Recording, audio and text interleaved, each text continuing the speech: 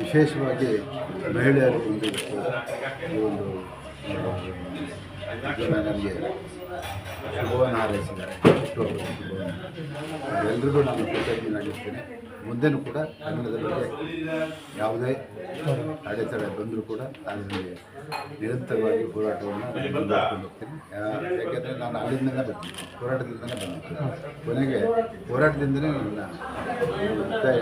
ಹಾಗಾಗಿ ಕನ್ನಡದ ಯಾವುದೇ ಸಂದರ್ಭದಲ್ಲಿ ಅನ್ಯಾಯ ಹೋದಾಗ ನಾನು ಮುಂದೆ ನಿಂತು ಹೋರಾಟ ಮಾಡೋದಕ್ಕೆ ಪ್ರಯತ್ನ ಎಲ್ಲವನ್ನೂ ಮಾಡ್ತೀನಿ. ಯಾಕೆಂತ ಹೇಳಿದ್ರೆ ಅದಕ್ಕೆ ಪೂರಕವಾಗಿ ಅನೇಕ ಜನ ಹೋರಾಟಗಾರರು ನಮ್ಮೆಲ್ಲ ಅವರೆಲ್ಲರಿಗೂ ಈ ಜನ ನಮಸ್ಕಾರ. ಇವತ್ತು ತಾರಾ ಗೋವಿಂದ ಅಣ್ಣ ಅವರ ವಿಶೇಷವಾದ ದಿನ. ಹುಟ್ಟುಹಬ್ಬ ನಾವೆಲ್ಲ ವಿಜೃಂಭಣೆಯಿಂದ ಅವರ ಅನುಯಾಯಿಗಳು ಅವ್ರು ನಾವೆಲ್ಲ ಪಾಲ್ಗೊಳ್ತೀವಿ. ಒಂದು ಅರ್ಥಪೂರ್ಣವಾದ ಒಂದು ಕಾರ್ಯಕ್ರಮ. ಭಗವಂತವರು ಆಯುರಾರೋಗ್ಯ ಸುಖ ಶಾಂತಿ ನೆಮ್ಮದಿ ಕೊಟ್ಟು ಶತಾಯುಷ ಬಾಳಿ. ಯಾಕಂದರೆ ಈಗಾಗಲೇ ಅವರು ಆರೋಗ್ಯ ಸಮಸ್ಯೆಯಿಂದ ಸಾವನ್ನೇ ಗೆದ್ದು ಬಂದು ತೊಟ್ಟು ಇದ್ದೀರ. ಯಾಕಂದರೆ ಅವರು ನಮ್ಮ ಜೊತೆ ಇದ್ದಾರೆ ಅಂದರೆ ಅವ್ರು ಮಾಡಿರೋದು ಪುಣ್ಯ ಕಾರ್ಯಗಳು, ಸಹಾಯ ಮಾಡೋದು, ಅವರ ಜನಗಳ ಆಶೀರ್ವಾದದಿಂದಲೇ ಇವತ್ತು ಗಟ್ಟಿಯಾಗಿ ನಿಂತಿರೋದು. ಭಗವಂತ ಇನ್ನು ಮುಂದೆ ಅವ್ರು ಇನ್ನೊಂದು ಯುಗ ಸ್ಟಾರ್ಟ್ ಆಗುತ್ತೆ. ಆ ಯುಗ ಅಂದರೆ ಮುಂದೆ ಶಾಸಕರಾಗಿ ನಮ್ಮ ರಾಜ್ಯದ ಜನತೆ ಸೇವೆ ಮಾಡುವಂಥ ಶಕ್ತಿ ಭಗವಂತ ಅವ್ರಿಗೆ ಕೊಡಲಿ. ಅವ್ರಿಗೆಲ್ಲ ನಾವೆಲ್ಲ ಹಿಂದೆ ಇದ್ದೀವಿ. ಕನ್ನಡಿಗರ ಆಶೀರ್ವಾದ ಬೆಂಬಲ ನಿರಂತರವಾಗಿದೆ. ಅವ್ರು ಕೊಟ್ಟಿರೋ ಸೇವೆ ಯಾವತ್ತೂ ಶ್ಲಾಘನೀಯ. ಈಗಾಗಲೇ ಅವರು ರಾಷ್ಟ್ರಕ್ಕೂ ಕುವೆಂಪು ಅವರ ಅವಾರ್ಡ್ಗಳು ಅವರ ಸೇವೆಯನ್ನು ಗಮನಿಸಿ ಇತ್ತೀಚಿನ ದಿನಗಳಲ್ಲಿ ಮಾಡಿದ್ದು ತಾವೆಲ್ಲ ನೋಡಿದ್ದೀರ.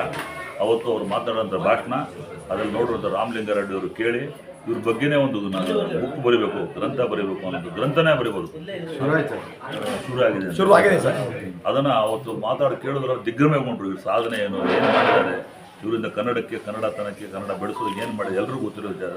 ಮುಂದಿನ ದಿನಗಳಲ್ಲಿ ಇವ್ರ ಸೇವೆ ಇನ್ನೂ ಎತ್ತರವಾಗಿ ಬೆಳೆಯುವಂಥ ಕೆಲಸ ಮಾಡಲಿ, ಮಾಡುವಂಥ ಕೆಲಸ ಮಾಡಿ ಹಾರೈಸಿ ಆಶಿಸಿ ಭಗವಂತ ಮತ್ತೊಮ್ಮೆ ಹುಟ್ಟುಹಬ್ಬದ ಶುಭಾಶಯ ಹೇಳೋದ್ರೊಂದಿಗೆ ಎಲ್ಲರೂ ಅವ್ರಿಗೆ ನಾವೆಲ್ಲ ಹಿಂದುಗಡೆ ಅಂತೂ ಮುಂದೆ ವಿಧಾನಸಭೆಯಲ್ಲಿ ಕೆಲಸ ಮಾಡುವಂಥ ಯೋಗ ಕೊಡಲಿ ಅಂತ ತಾಯಿ ಭುವನೇಶ್ವರಿ ಅಂತ ನಾನು ಎರಡು ಮಾತು ಮುಗಿಸ್ತೀನಿ. ನಮಸ್ಕಾರ. ಫಿಲ್ಮ್ ಇಂಡಸ್ಟ್ರಿ ಯುವಕರಿಗೆ ತಮ್ಮ ಸಂದೇಶ ಫಿಲಮ್ ಇಂಡಸ್ಟ್ರಿಗೆ ಅವ್ರು ಕೊಟ್ಟಿರೋ ಸೇವೆ ಅಪಾರವಾದದ್ದು. ಅದಕ್ಕೆ ಬೆಲೆ ಕಟ್ಟೋಕ್ಕಾಗಲ್ಲ. ಇವತ್ತಿನ ಚಿತ್ರರಂಗ ಭಾಳ ಹತ್ತಿರವಾಗಿ ಒಂದು ರಾಷ್ಟ್ರ ಮಟ್ಟದಲ್ಲಿ, ರಾಜ್ಯ ಮಟ್ಟದಲ್ಲಿ ಇವತ್ತು ಹೆಸರು ಮಾಡಿದೆ ಅಂದರೆ ಇತ್ತೀಚಿನ ನಿರ್ಮಾಪ ಸಂಘ ಒಂದು ದೊಡ್ಡ ಭವನವನ್ನು ಕಟ್ಟಿದ್ವಿ.